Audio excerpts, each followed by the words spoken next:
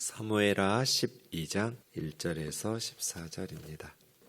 여호와께서 나단을 다윗에게 보내시니 그가 다윗에게 가서 그에게 이르되 한 성읍에 두 사람이 있는데 한 사람은 부하고 한 사람은 가난하니 그 부한 사람은 양과 소가 심히 많으나 가난한 사람은 아무것도 없고 자기가 사서 기르는 작은 암양 새끼 한 마리뿐이라. 그 암양 새끼는 그와 그의 자식과 함께 자라며 그가 먹는 것을 먹으며 그의 잔으로 마시며 그의 품에 누움으로 그에게는 딸처럼 되었거늘. 어떤 행인이 그 부자에게 오매 부자가 자기의 온 행인을 위하여 자기의 양과 소를 아껴 잡지 아니하고 가난한 사람의 양 새끼를 빼앗아다가 자기에게 온 사람을 위하여 잡았나이다.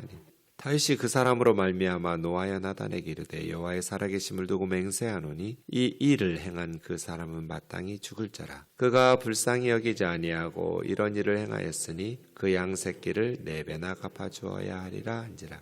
나단이 다윗에게 이르되 당신이 그 사람이라. 이스라엘의 하나님 여호와께서 이와 같이 이르시기를 내가 너를 이스라엘 왕으로 기름 붓기 위하여 너를 사울의 손에서 구원하고 내 주인의 집을 내게 주고 내 주인의 아내들을 내 품에 두고 이스라엘과 유다 족속을 내게 맡겼느니라. 만일 그것이 부욕하였을 것 같으면 내가 내게 이것저것을 더 주었으리라. 그러한데 어찌하여 네가 여호와의 말씀을 업신여기고 나 보기에 악을 행하였느냐. 내가 칼로 햇사람 우리아를 치되 암몬 자손의 칼로 죽이고 그의 아내를 빼앗아 내 아내로 삼았도다. 이제 내가 나를 업신여기고 햇사람 우리아의 아내를 빼앗아 내 아내로 삼았은즉 칼이 내 집에서 영원히 떠나지 아니하리라 하셨고 여호와께서 또 이와 같이 이르시기를 보라 내가 너와 내 집에 재앙을 일으키고 내가 네 눈앞에서 내 아내를 빼앗아 내 이웃들에게 주리니 그 사람들이 내 아내들과 더불어 백주에 동침하리라. 너는 은밀히 행하였으나 나는 온 이스라엘 앞에서 백주의 일을 행하리라 하셨나이다 하니 다윗이 나단에게 이르되 내가 여호와께 죄를 범하였노라 하매 나단이 다윗에게 말하되 여호와께서 당신의 죄를 사하셨나니 당신이 죽지 아니하려니와 이 일로 말미암아 여호와의 원수가 크게 비방할 거리를 얻게 하였으니 당신이 낳은 아이가 반드시 죽으리이다 하고. 아멘. 다윗이 왜 그렇게 어리석고 파렴치한 죄를 지었을까요? 강했기 때문이에요. 우리아보다 강했고 이스라엘의 그 누구보다도 강했기 때문에 가장 높은 지위에 있는 누구도 그를 책망할 수 없는 왕이었기 때문이죠. 그런데 자기보다 더 강한 분이 계시다라는 걸 잊어버린 거죠. 하나님을 잊어버린. 땅의 사람들이 힘과 권력을 갖게 되면 초법적인 삶을 살아도 되는 줄 알아요. 자기에게는 세상 법 따위는 적용되지 않는 것처럼 착각해요. 자기 생각대로 뭐든지 될 줄로 알아요. 그런데 더 강한 분, 하나님이 계시다라는 것을. 그래서 어리석고 파렴치했어요. 이제 12장은 여호와께서로 시작돼요. 주어가 여호와예요. 그럼 무슨 일이 일어날까요? 하나님께서 일하기 시작하셨어요.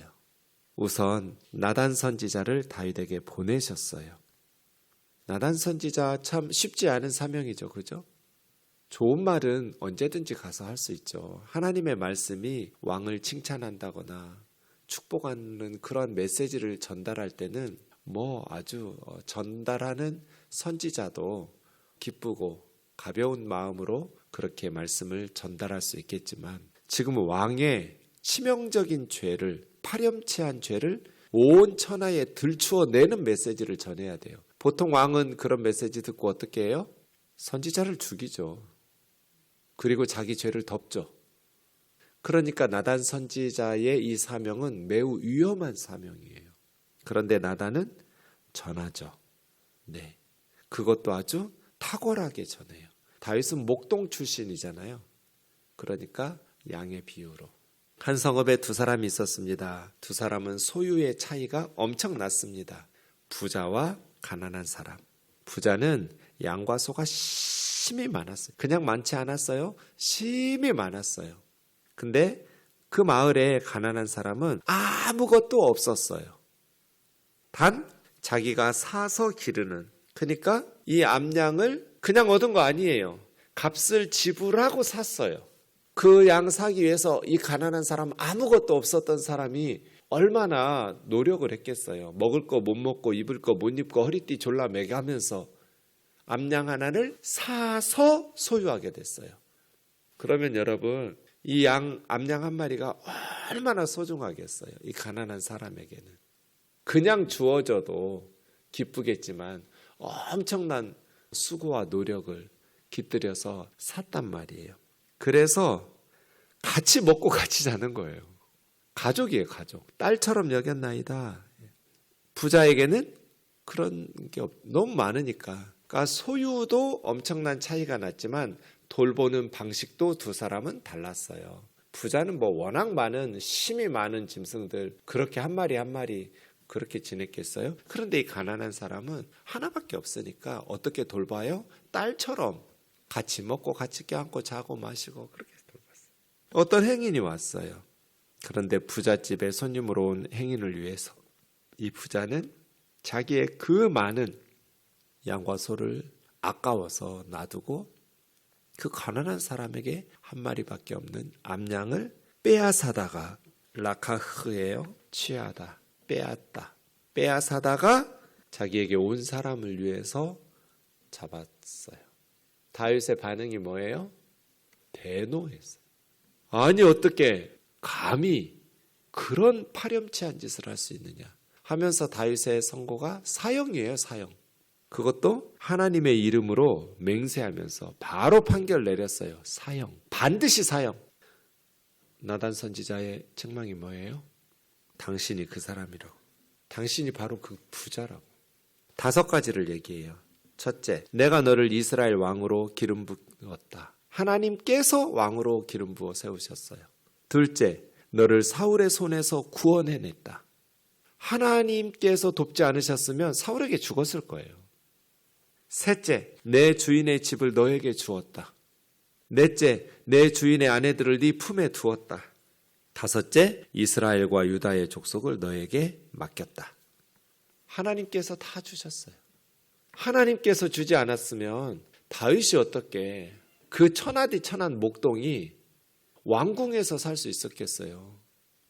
사울 왕이 누렸던 그 집에서 그 주인의 아내들을 품으면서, 이건 뭐 문자적으로 사울의 아내들을 아내로 삼았다기보다는 사울의 딸 미가를 아내로 주셨지만 어쨌든 그렇게 부족한 것 없이 힘이 많은 양과 소가 있었던 부자처럼 그것이 부족할 것 같았으면 더 줬을 거라고.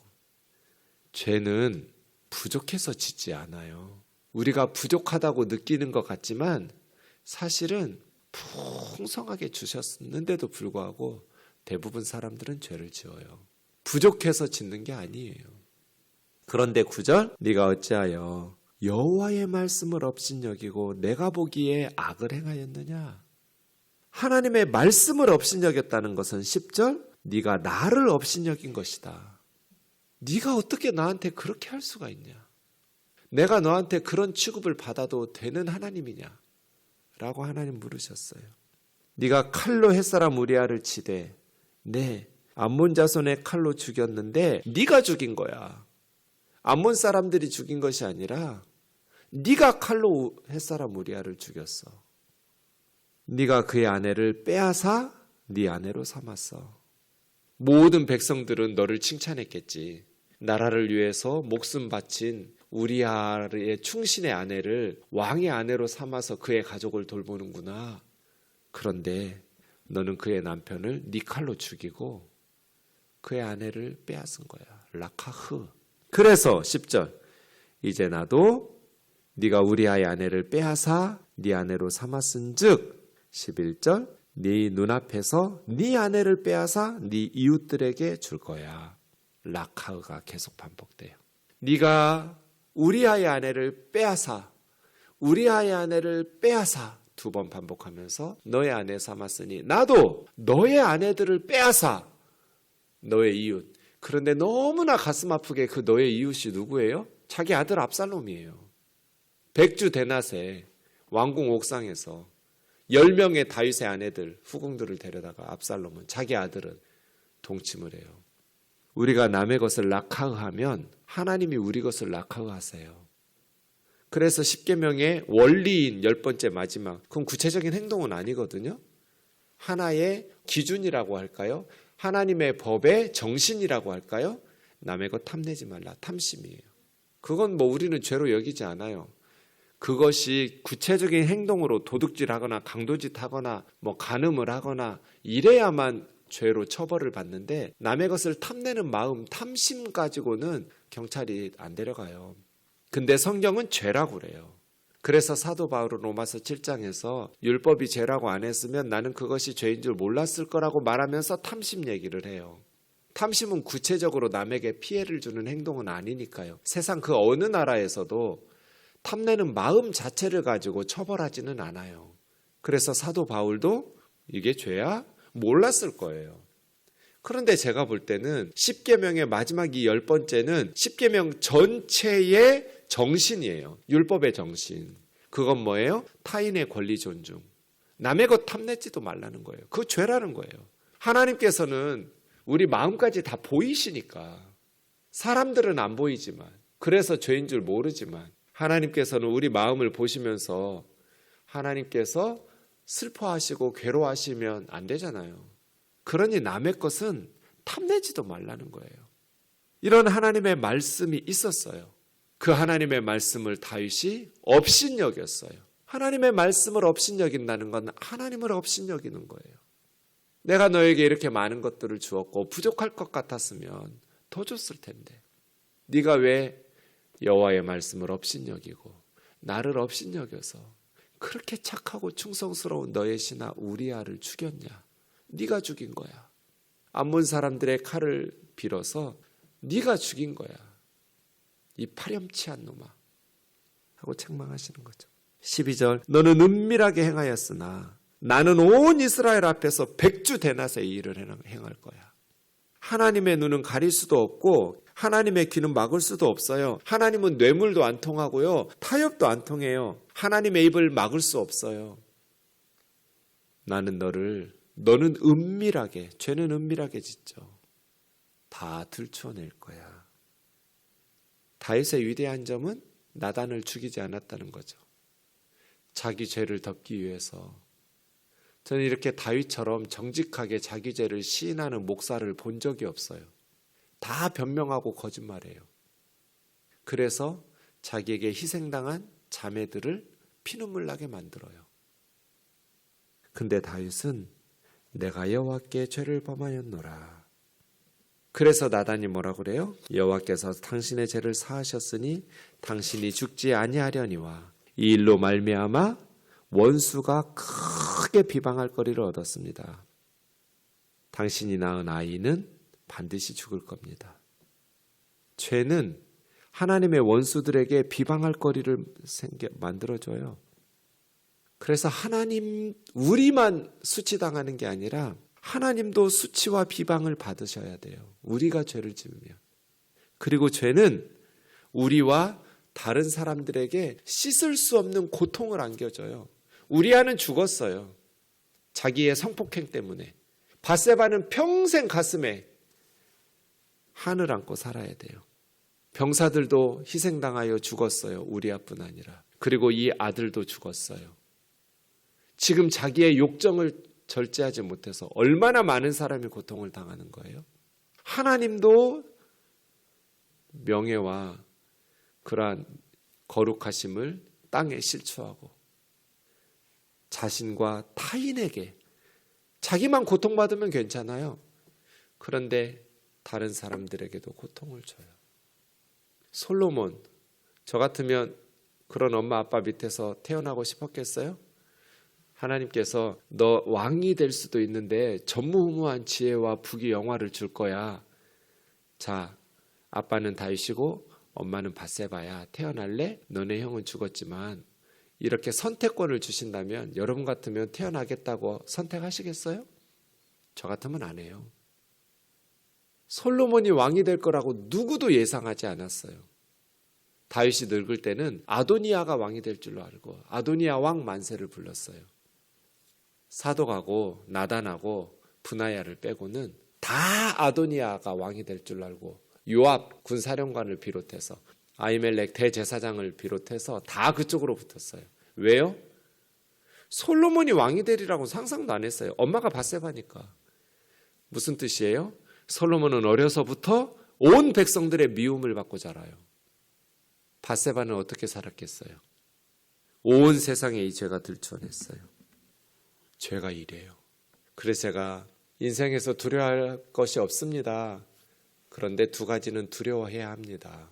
하나님을 두려워해야 하고 죄를 두려워해야 합니다. 사람은 두려워할 필요가 없어요. 제가 살아보니까 사람 별거 아니에요. 세상도 별거 아니에요. 그런데 하나님은 두려워해야 돼요. 그리고 죄 짓는 것을 두려워해야 돼요. 왜요? 죄는 은밀하게 짓지만 반드시 고통을 안겨줘요. 기도하겠습니다. 사랑하는 하나님 아버지, 다윗이 왕이 되었습니다. 모든 사람을 자기 아래 두고 이스라엘의 가장 높은 곳에 올라갔습니다. 그런 다윗이 어리석고도 파렴치한 죄를 범합니다. 그러나 하나님께서 그의 죄를 들추어내시고 그를 책망하시자 하나님의 수치와 비방을 하나님은 감수하시면서 다윗의 죄를 책망하셨고 다윗의 죄로 인해서 많은 사람들이 생명을 잃었고 죽을 때까지 가슴에 피멍이 드는 고통과 비난과 수치를 당하며 죽은 이후에 자기 자식들도 행복한 가정을 누리지 못하고 비극적인 가정으로 다윗의 죄는 너무나 많은 상상할 수 없는 아픔을 남겼습니다. 하나님, 이 세상을 살아가는 동안에 하나님과 죄 짓는 것을 두려워하게 하여 주옵소서. 죄를 빨리 회개하고 뉘우쳐 하나님의 긍휼과 자비를 힘입게 하옵소서. 예수님의 거룩하신 이름으로 기도하옵나이다. 아멘.